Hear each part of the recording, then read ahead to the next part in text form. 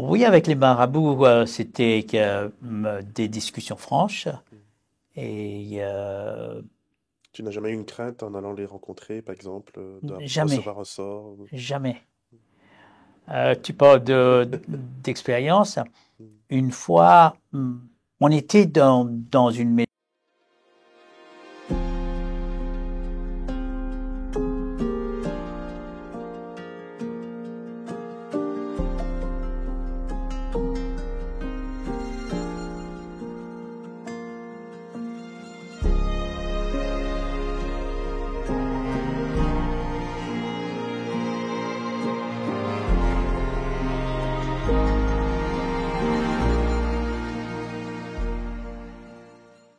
Bonjour Ralph Sichorn, merci d'être avec nous aujourd'hui. Bonjour David. Est-ce que tu pourrais te présenter pour nos auditeurs, dire un peu qui tu es, d'où tu viens et quelques informations sur qui tu es? Je suis né à l'île Maurice, dans une famille de 10 enfants.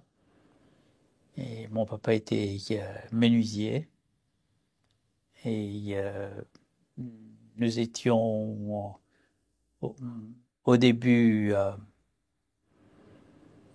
anglicans, de l'église anglicane.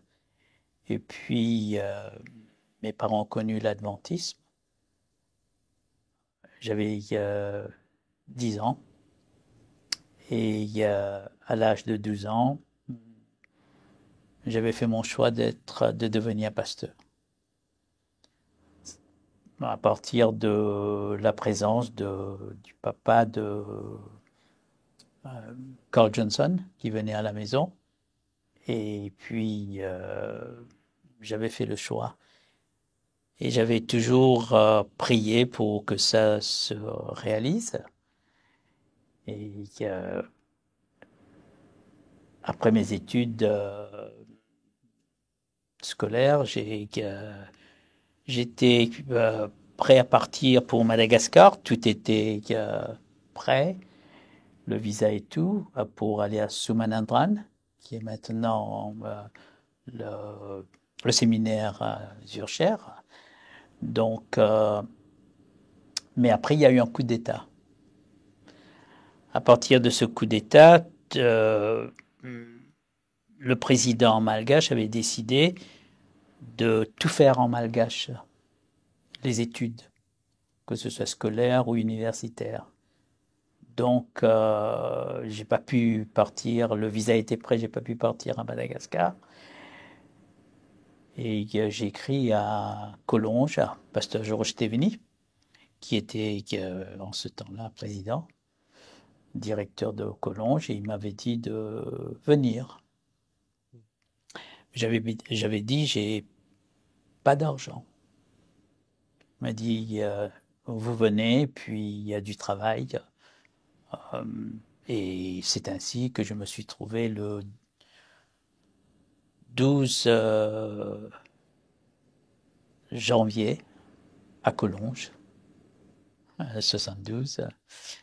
Donc, après mes études, c'était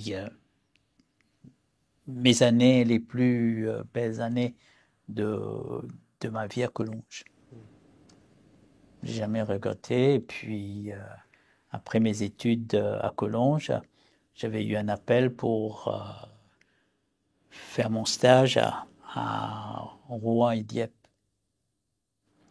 Mais entre-temps, j'ai eu aussi une lettre de frère Jean Jurcher, qui était secrétaire de la division. Et là, il m'avait dit, voilà, il y a un appel pour la Haute-Volta en ce temps-là. Maintenant, c'est Burkina Faso. Et ayant moi-même fait des expériences dans les missions, ce serait bien si vous pouvez accepter l'appel et faire de votre expérience. Toutefois, après, vous pouvez revenir à travailler en France. Et j'ai parlé à Marie, qui était ma fiancée en ce temps-là. Et in fine, je me suis trouvé juste un mois après notre mariage à Ouagadougou. Ok. On peut dire que c'est, pour être franc, euh, l'Afrique n'était pas dans mes projets, mais c'est écrit autrement. Et je me suis trouvé là. Après une semaine, on a voulu revenir en Europe parce qu'à cause de chocs de culture, ainsi de suite. Mais après cette semaine je peux dire, de choc, après nous sommes restés 15 ans en Afrique. Oui, quand même. Tu as mentionné que c'est donc le père de Carl Johnson qui a eu un impact sur ta décision de devenir pasteur. Qu'est-ce qui t'a marqué, impressionné chez lui, qui t'a justement poussé vers la vocation pastorale? Ah, c'était ça. En somme, euh, avant, on recevait le prêtre anglican. Il venait à la maison et après, il y a eu le passage de Pasteur Johnson. Donc, j'ai vu la différence et puis chez lui, il y avait une certaine stabilité, joie en même temps et l'équilibre. Et j'avais fait mon choix. Ok. Donc vous êtes maintenant en Afrique, dans un pays qui est assez différent, une culture différente. Qu'est-ce qui vous a aidé justement à vous adapter? Est-ce que ça a été vraiment cette conception que Dieu vous avait appelé qui allait vous aider, ou est-ce que vous avez trouvé des personnes sur votre route qui vous ont accompagné? Comment est-ce que ça s'est passé pour que vous puissiez petit à petit vous acclimater? Non, ça n'a pas été difficile au point de vue relationnel. Ça a été top, on peut dire. Vraiment, j'ai eu la chance d'avoir Pasteur Henri Kempf, qui était un homme de communication, de relations. J'ai appris beaucoup avec lui dans ce sens. Euh, il était ouvert et puis très proche des Africains et j'ai beaucoup appris. En somme, l'âme missionnaire avec lui. Je l'avais pas peut-être, mais avec lui, j'ai beaucoup appris le relationnel, la proximité, le respect de l'autre, l'ouverture, l'acceptation de l'autre. Il m'a beaucoup, beaucoup appris. Et ton épouse, comment est-ce qu'elle s'est adaptée justement à ce nouveau milieu? Plus difficilement que moi, mais elle s'est adaptée. Ok. Et quelles étaient tes fonctions du coup pendant ces 15 années? Euh, j'ai j'ai fait 4 ans comme pasteur évangéliste avec pasteur Kempf au Burkina Faso. Quand nous sommes arrivés, il n'y avait personne comme adventiste. Ok. Et puis après, il y a eu une de famille, à mon départ peut-être, il y a eu 3, 4 familles euh, de Burkinabés qui sont devenus adventistes. Et puis, après les 4 ans, j'ai fait 8 ans au Bénin. Et là, j'étais responsable de mission, parce que c'était pas encore une fédération. J'étais président de la mission béninoise. Là aussi, il n'y avait pas d'adventistes. Il y avait un groupe nigérian de, des Ibo qui étaient commerçants. Ils avaient que. Et le travail a été difficile, le travail missionnaire au début, quand on a personne, on est seul. Euh, le Bénin était rattaché avec le Togo. Et on a fait 8 ans là. Et il faut dire que la différence entre le Bénin et le Burkina Faso, c'est que le Bénin était plus développé, étant des pays côtiers.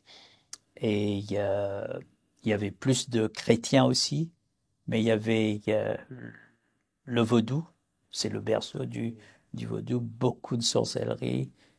Et il y avait plus d'insécurité au Bénin qu'au Burkina Faso. Et au Bénin, c'était assez difficile parce que parfois, il fallait avoir deux gardiens. Ah oui. Un gardien devant la maison, un gardien derrière la maison. Et nous sommes partis du, de la Haute-Volta en ce temps-là, en plein coup d'État. Et nous avons laissé le Bénin aussi en plein coup d'État. On a cette déstabilité politique qui était aussi un peu désorientant. Mhm.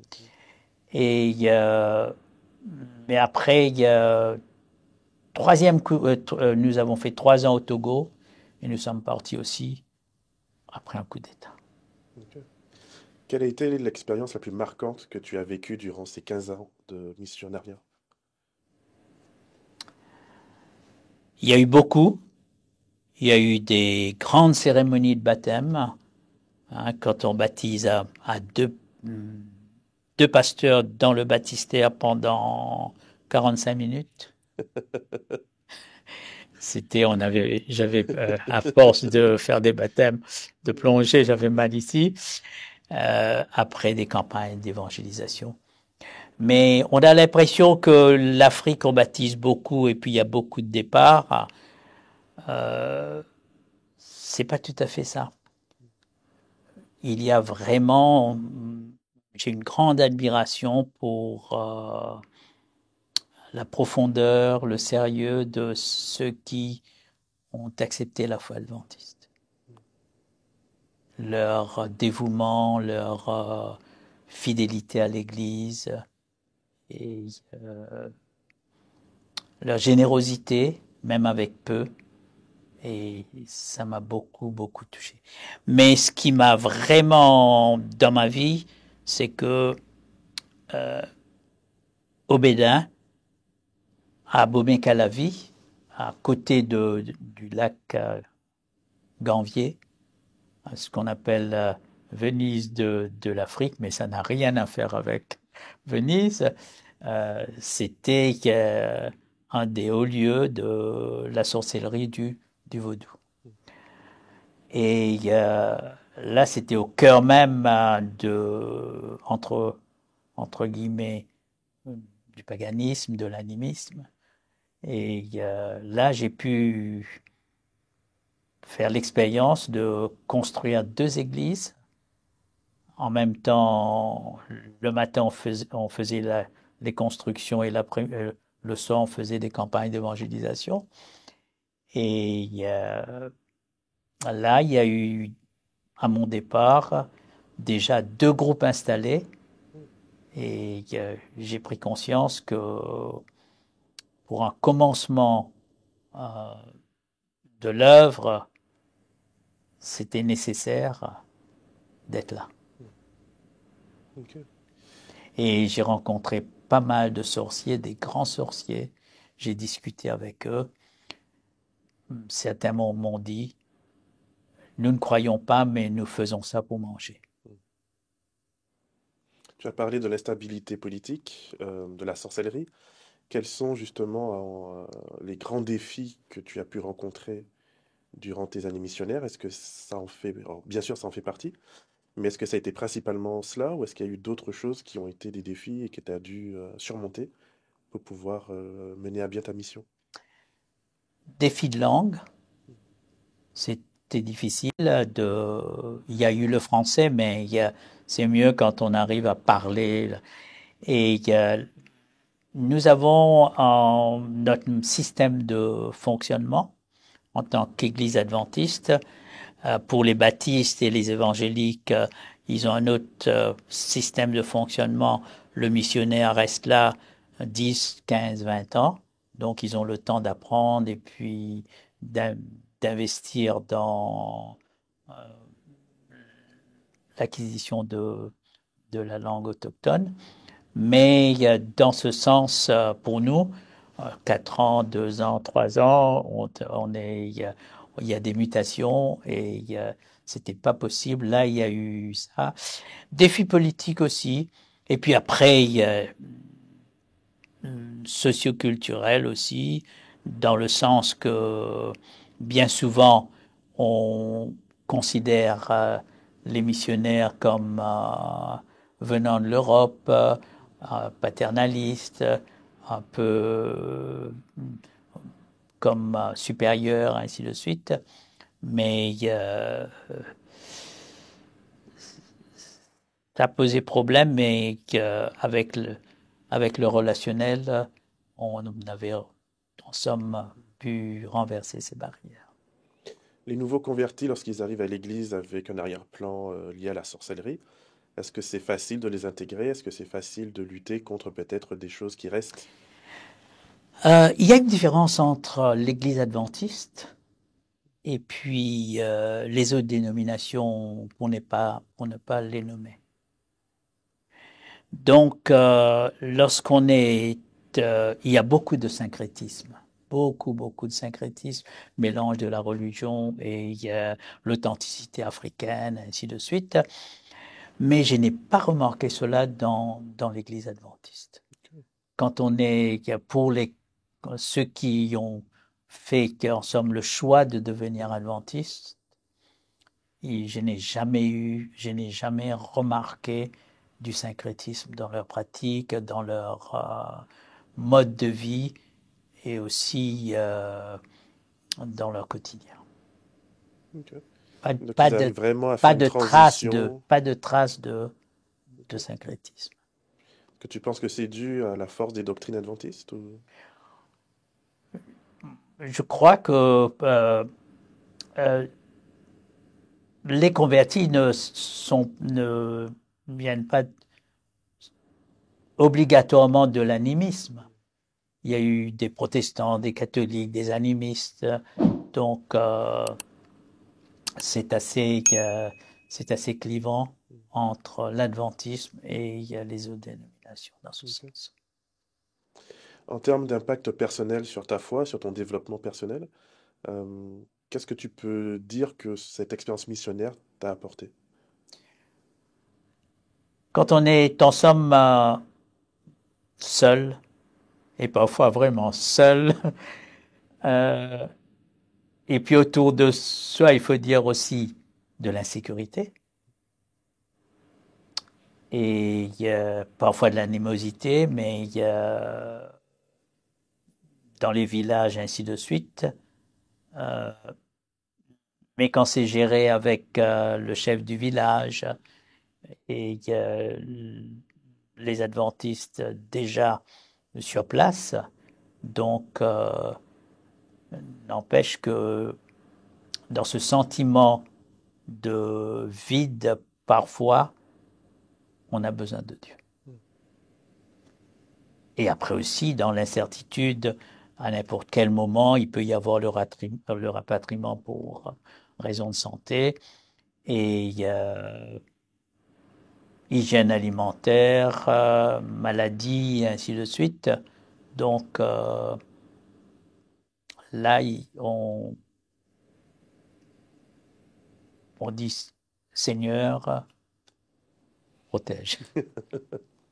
Est-ce que tu aurais une anecdote particulière justement à partager avec nous par rapport à ton expérience missionnaire, particulièrement dans le fait de rencontrer d'autres cultures? Tu as parlé d'avoir rencontré de grands marabouts par exemple. Est-ce que tu as une anecdote personnelle que tu pourrais partager avec nous? Oui, avec les marabouts, c'était des discussions franches et Tu n'as jamais eu une crainte en allant les rencontrer, par exemple, de jamais, recevoir un sort? jamais. Tu parles d'expérience. Une fois, on était dans une maison et là-bas, ce sont des maisons en tôle. Et quand il y a la pluie et tout ça, et un jour, on entendait caillasser notre maison. Carrément des, des cailloux sur notre maison. Et une nuit, 2 nuits, La maison est hantée, donc j'ai jamais été dans ce sens. J'ai toujours cherché l'origine. Je sais que Satan existe, mais si on ne fait pas attention, on donne beaucoup de crédit à Satan. Donc, une fois à 2 heures du matin, il y a eu le caillassage. Et puis, je suis sorti. J'ai regardé au ciel, en haut, c'était des chauves-souris Ah oui. qui mangeaient des fruits Ouais, et puis qui laissaient tomber les graines. les noix Hmm. sur notre maison. Et c'était à côté de notre maison, il y avait pas mal d'arbres fruitiers et c'était seulement ça. D'accord. Mais l'expérience haute, une fois à 6 heures du matin, quelqu'un a frappé à ma porte. C'était un grand béninois. Il m'a dit, pasteur, j'ai fait plusieurs églises et je veux que vous puissiez me dire où est la vérité. J'ai regardé le grand jeune homme, Agbo Sassa Léopold. J'ai regardé Léopold, j'ai dit, là c'est difficile. Mais si tu viens une fois par semaine, tu auras la réponse. Il a accepté. Et j'ai conduit ce jeune homme en études bibliques. Et baptême, il est devenu pasteur. Il est devenu président de fédération. Et il m'a beaucoup, beaucoup aidé pour le progrès de l'expansion de l'œuvre au Bénin. Et quand on vient dans un pays, il n'y avait rien et on laisse après, on voit des églises installées, des familles installées, ainsi de suite. Et maintenant, on voit l'expansion de l'œuvre en Afrique à tel point qu'on n'a plus besoin de missionnaires venant ailleurs. C'est à Dieu sur la gloire. À Dieu seul sur la gloire. Amen. Est-ce que tu as eu durant ces moments des temps de doute, des moments où tu t'es dit, je vais tout lâcher, tout abandonner, y compris même au niveau de ta foi avec Dieu? Jamais. Parce que j'ai toujours gardé la conviction de l'appel et puis cette fidélité à l'appel. Ok. Et même en termes de L'engagement. missionnariat, il n'y a pas eu des moments où tu t'es dit, j'aimerais quitter, aller plutôt rentrer en Europe ou rentrer chez moi. Euh, T'as pas eu des moments de Non, difficulté? le moment de revenir, non, mais après, lorsque nos deux enfants, Valérie, Fabrice et Valérie, Fabrice était au collège et Valérie au primaire, on s'est dit avec Maryse, pour leur avenir, rester en Afrique, ce sera difficile pour les enfants. Nous avons fait le choix d'être missionnaires, eux non, donc pour eux, nous sommes rentrés. D'accord. Ok. Et quelles sont, du coup, durant ces 15 ans de missionnariat, les principales leçons que tu peux dire avoir appris et qui t'ont porté par la suite dans le reste de ton ministère?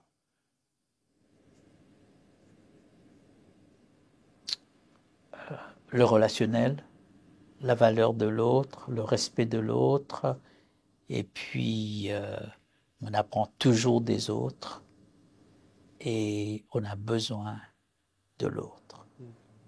Est-ce que tu peux dire que ce sont des valeurs aussi au niveau familial qui vous ont porté et que tu retrouves encore aujourd'hui au niveau de ta famille? Ou est-ce qu'au niveau de tes enfants, au niveau de ton épouse, il y a d'autres types de valeurs qu'ils ont eux développées ou apprises en Afrique? Beaucoup les enfants avec l'acceptation des différences et puis la sincérité enfantine, on peut dire. Et surtout, mes enfants ont appris la générosité des Africains. En tant que missionnaire, et puis on venait en Europe, ils avaient beaucoup de jouets. Mais en sortant dans la rue, les petits, les enfants étaient toujours prêts à donner leurs jouets à mes enfants. Alors que mes enfants avaient pas mal, eux, ils avaient presque rien, des jouets qu'ils ont eux-mêmes Fabriqué? fabriqués avec des boîtes de sardines, donc c'est là il y a une grande leçon de générosité Ok. et puis de respect aussi de l'autorité. Hmm. Mhm. Est-ce qu'il y a eu un gros choc culturel en revenant justement en Europe par rapport à cela? Non, parce que au point de vue scolaire, peut-être pour les enfants, parce que le niveau là-bas était beaucoup plus élevé, dans le sens qu'ils étaient dans des écoles euh, de l'État, non, dans des écoles françaises, pilotées par la France, et avec les fils d'ambassadeurs, des diplomates, ainsi de suite, Hmm. le niveau là-bas était plus élevé qu'en France. Ok, ok, merci. Euh, En termes de... Parce que tu as une longue expérience, 15 ans, c'est une longue expérience de missionnaire. Quels sont les conseils que tu pourrais donner aujourd'hui à des personnes qui se sentent appelées à la mission? Alors, on voit qu'aujourd'hui, la mission a beaucoup changé, puisqu'on n'a plus forcément besoin d'envoyer des missionnaires à l'autre bout du monde, mais la mission reste nécessaire. Quels seraient les conseils que tu pourrais donner à des jeunes qui aujourd'hui se posent la question, est-ce que c'est fait pour moi? Est-ce que Dieu m'appelle? Qu'est-ce que tu pourrais leur dire? Oui, tu l'as dit très bien, ce temps de missionnaire envoyé de interdivisionnaire par la par nos par les divisions ainsi de suite dans notre milieu, euh, c'est un temps révolu. Mm. Maintenant, je crois que euh, les missions, c'est plus en fonction de ADRA, service volontaire, jeunesse, ou des opérations sporadiques pour aller aider, ou euh, des échanges avec la jeunesse D'un pays ou d'un autre? intercommunautaire, ainsi de suite, inter-pays. Mhm. Donc, entre deux pays, donc partenariat, ça peut, d'une manière ponctuelle, sporadique, mais à moins que quelqu'un ait vraiment l'âme missionnaire pour aller travailler en Afrique, mais là, il y a ce qu'on appelle le choix personnel. Mais le choix d'autres fois où on était envoyé comme missionnaire, je ne crois pas que c'est envisageable aujourd'hui. Mm. Ok. Et donc, si quelqu'un aujourd'hui, même si effectivement c'est sur une mission locale, que ce soit avec ADRA ou une autre association, est-ce que de tes années d'expérience, il y a quelque chose que tu pourrais conseiller à cette personne pour être sûr que c'est vraiment son appel ou pour pouvoir vivre mieux cet appel? L'Afrique a beaucoup changé et l'Afrique, dans les années, on peut dire, où c'était fluide entre la France et d'autres pays africains, il n'y avait pas de problème d'insécurité dans ce sens. Il y avait toujours des vols et des larcins, mais aujourd'hui, il faut beaucoup de prudence. Donc, il faut vraiment avoir des certitudes de protection. Et où on y va, ça c'est prioritaire, parce que l'Afrique actuellement, ce n'est pas la stabilité. Et on entend dans les informations parfois des enlèvements. Et je crois qu'il faut beaucoup de prudence. On ne décourage pas, mais il faut vraiment qu'il y ait au préalable une sécurité. La conférence générale a déclaré l'Europe et particulièrement la France terre de mission aujourd'hui. Mhm. Quels sont les conseils que tu pourrais transposer de ton expérience de missionnaire à la situation ici en métropole, en Belgique ou dans le reste de l'Europe? C'est vrai. Donc, terre d'émission c'est pas dans le même sens missionnaire, mais le travail est difficile partout. Le travail est difficile en France comme en Afrique. On pense qu'on va en Afrique et puis on baptise des gens avec une facilité. Non, Mm. c'est vraiment à partir de si on veut vraiment faire un travail sérieux, ça demande beaucoup d'efforts, comme en France. Et après, mais dans le pastorat, c'est la joie de voir des vies changer, la joie de voir des familles changer, libérées parfois. Donc, je crois que c'est cette joie qui nous aide à collaborer avec Dieu pour les conversions. Ok. Donc, lorsque tu as terminé ce parcours missionnaire et que tu es donc revenu en France, quelle a été la suite de ton parcours? J'étais me- c'était sous le président Fred Urban.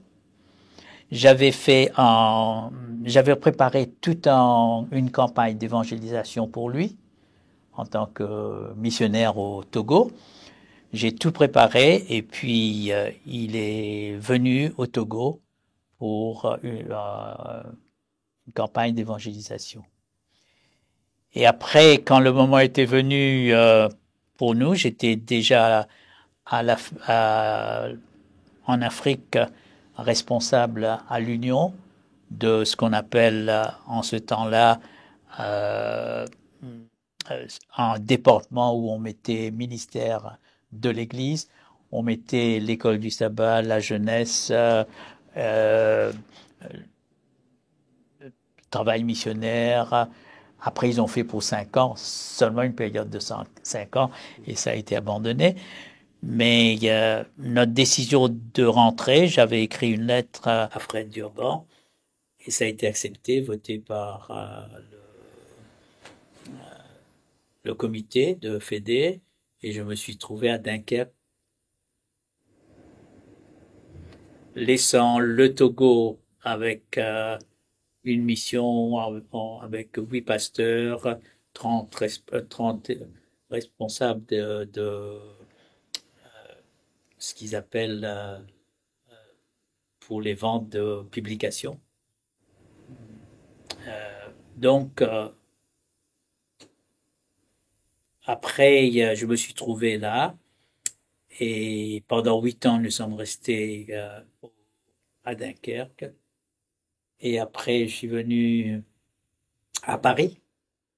Et là, j'ai été pasteur de plusieurs églises, responsable de GCV à la fédération pendant 12 ans et responsable, tout en ayant des églises, responsable à la famille pendant 8 ans, ministère de la famille, et puis à la pastorale à 8 ans, et après je suis parti là. Et après j'ai été appelé par L'Assemblée d'Union? l'Assemblée d'Union, et là j'ai jamais regretté d'avoir dit oui, et j'ai beaucoup appris et j'ai beaucoup savouré mon ministère. Quel serait un dernier mot que tu voudrais laisser aux auditeurs qui t'écoutent aujourd'hui? Faire confiance à Dieu et puis être à son service et ne jamais remettre en question sa vocation. Merci beaucoup. Merci, Pasteur Alcichand, d'avoir accepté cet échange. Et nous espérons que les auditeurs de la Revue Adventiste, mais aussi de la chaîne YouTube de l'Union franco-belge, auront plaisir à entendre ces propos et qu'ils seront richement bénis par le Seigneur par ce témoignage. Merci.